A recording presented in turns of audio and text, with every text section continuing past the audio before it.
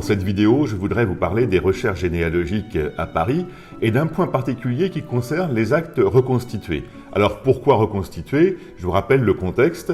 En 1871, la Commune de Paris a provoqué des incendies qui ont détruit l'état civil parisien. Tous les registres paroissiaux ont brûlé. Au total, 8 millions d'actes ont disparu et 2,5 millions à peu près ont été reconstitués.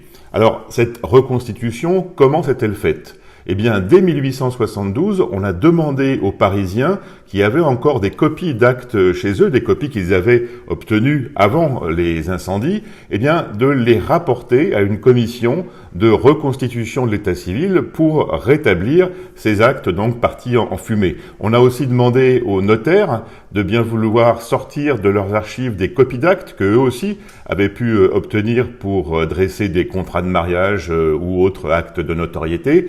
Et on a même demandé aux maires et aux greffiers des tribunaux de province, s'ils avaient des actes ou s'ils en trouvaient, de bien vouloir les transmettre à Paris pour reconstituer, encore une fois, cet état civil qui avait disparu. Et dans ces actes reconstitués, il y a un indice qu'on oublie souvent d'exploiter. On se contente de prendre l'acte tel qu'il est, d'inscrire les informations dans nos généalogies et on ne regarde pas complètement l'acte reconstitué.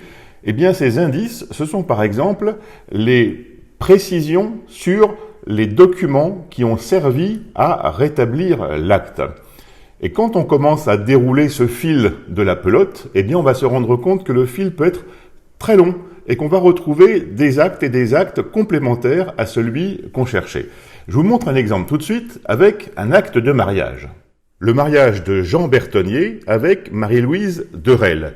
Il a été célébré, comme on le voit, dans la mairie du 12e arrondissement de Paris, le 12e ancien arrondissement de Paris, à l'époque où il n'y en avait pas encore 20, mais 12 uniquement. Et cet acte nous apporte la filiation des époux, mais c'est tout. Or, quand on cherche à savoir d'où il vient, on remarque que sur l'entête de cet acte reconstitué, il est indiqué qu'il provient des mariages religieux de la paroisse de Saint-Nicolas du Chardonnay. La pire des choses à faire serait de se contenter de cette référence, sans aller voir l'acte religieux lui-même. Alors je suis allé retrouver cet acte, et je vous propose maintenant de le lire ensemble. Regardez. Alors tout correspond, et c'est heureux, la filiation des époux, les métiers également, et puis un peu plus bas, on trouve d'autres informations intéressantes comme les témoins qui ont participé à cet acte de mariage religieux. Et tout à fait en bas, il y a quelque chose d'essentiel qui nous aurait échappé si nous n'étions pas allés voir l'acte de mariage religieux dans la paroisse de Saint-Nicolas du Chardonnay. En effet, on lit « Et à l'instant, les dits contractants nous ont déclaré en présence des susdits témoins être issus de leurs faits et œuvres 3 enfants, savoir une fille née le 21 mai 1809 et baptisée le lendemain en l'église de Saint-Médard sous les noms de Jeanne Justine, une fille née le 27 mai 1815 et baptisée le lendemain en cette église sous les noms de Marie-Louise, et la 3e, née le 25 juin 1821 et baptisée le même jour en cette église sous les noms de Jeanne Françoise.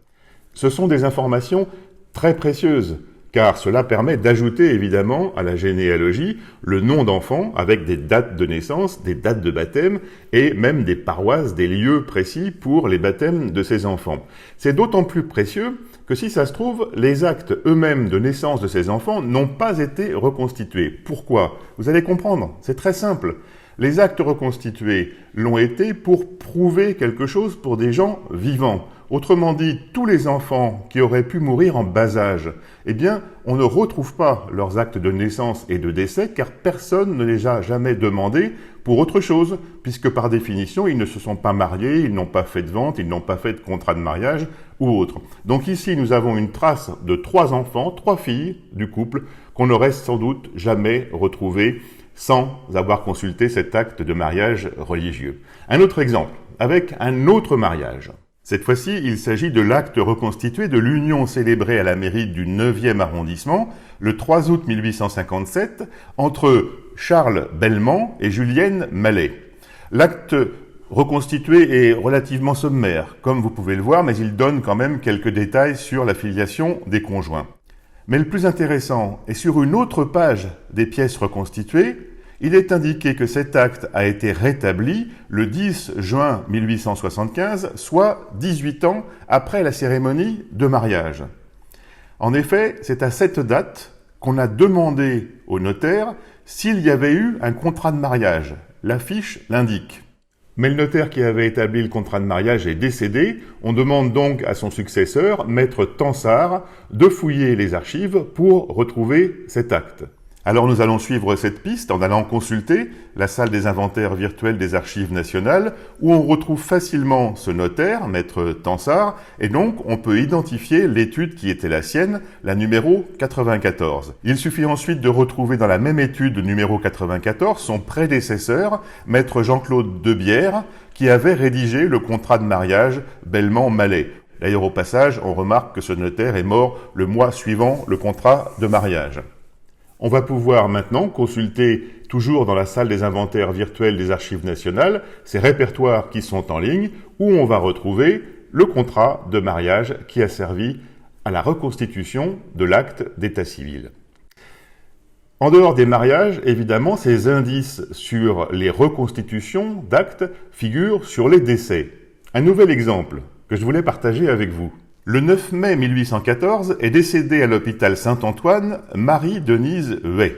Cet acte de décès, vous allez le voir, il n'a pas fini de nous révéler des tas de surprises grâce et uniquement grâce à la reconstitution. Sur une autre page, dans les actes rétablis, il est indiqué que cet acte a été reconstitué grâce au maire de Limoges.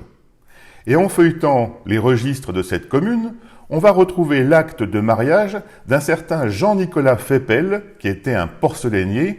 C'est tout à fait normal pour Limoges, c'était l'activité industrielle de l'époque.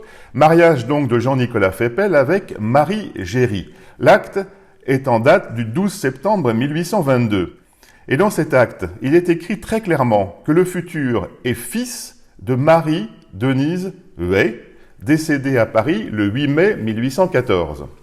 Il s'agit donc bien de la personne qu'on a retrouvée dans l'état civil reconstitué parisien, cet acte ayant été reconstitué grâce au mariage à Limoges en 1822. Nous sommes exactement 8 ans après le décès de la mère. Mais ce qu'il y a de surprenant, c'est que dans cet acte de décès, il est indiqué que cette femme était célibataire.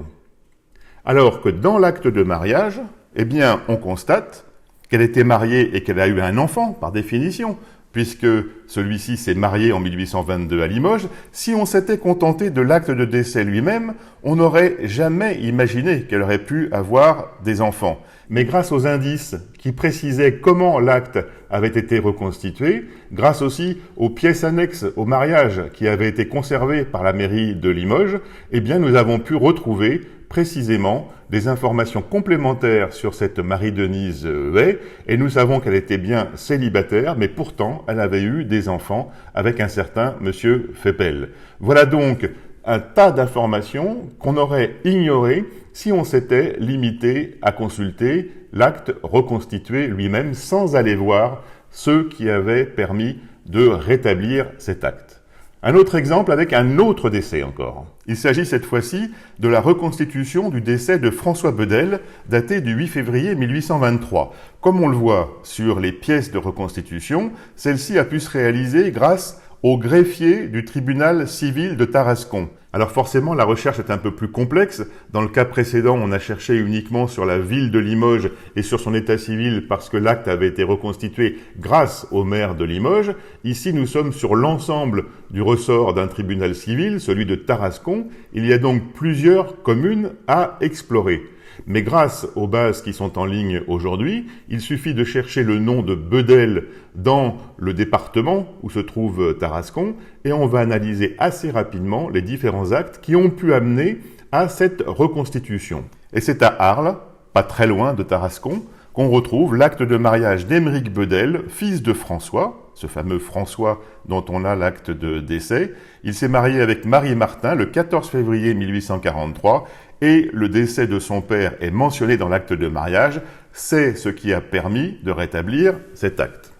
Un dernier exemple, si vous le voulez bien, avant de conclure, qui va vous montrer l'intérêt d'aller plus loin que les simples actes reconstitués de l'état civil parisien. Encore cette fois-ci avec un décès. J'ai retrouvé le décès de Jean-François Laurenceau datant de 1815. Sur la première page de la reconstitution, on lit que la pièce déposée est un acte de maître Meunier, notaire. L'entête de l'acte lui-même indique qu'il a été reconstitué en 1872 grâce à ce notaire qui avait fourni un acte de notoriété reçu par un de ses prédécesseurs dans l'étude, maître Cousin, le 4 mars 1856. Comme tout à l'heure, grâce à la salle des inventaires virtuels des Archives nationales, j'ai identifié le notaire indiqué, Jean-Adrien Cousin, et je suis allé consulter ces archives de mars 1856, conservées au minutier central, sous la cote MCET 27816. C'est ainsi que j'ai découvert cet acte de notoriété qui est une mine d'or. Non seulement il a servi à reconstituer l'acte de décès de Jean-François Laurenceau, mais dans l'acte de notoriété, il est fait mention d'une quantité d'individus qui constituaient la parentèle globale des éventuels héritiers qui ont demandé cet acte de notoriété. On trouve donc plusieurs membres de la même famille avec des copies d'actes. C'est le fil qui me permet ensuite de dérouler la pelote, d'effectuer des recherches sur la descendance pour mieux connaître encore la parentèle. Et souvent, vous savez, la généalogie, c'est une affaire de va-et-vient. C'est en partant des enfants qu'on va pouvoir remonter un peu l'ascendance et puis en redescendant sur d'autres familles, sur des cousins proches, qu'on va encore après pouvoir progresser. Alors en guise de conclusion, je voudrais vous donner une petite maxime qui est mon principe de travail en généalogie. Il ne faut jamais se contenter de l'évidence. Et particulièrement pour les actes reconstitués parisiens, cherchez toujours les indices qui vont vous montrer à partir de quels autres actes ces documents ont été reconstitués. Et dans ces actes, vous trouverez des informations qui vont être très utiles à votre généalogie. Alors, ne soyons pas trop tristes quand on tombe sur une famille parisienne, ne regrettons pas qu'il n'y ait que des actes reconstitués, car souvent, grâce aux actes qui ont permis cette reconstitution, nous allons être encore plus riches dans nos généalogies et nous allons pouvoir progresser pour remonter les générations et reconstituer la vie de nos ancêtres. Merci, à bientôt.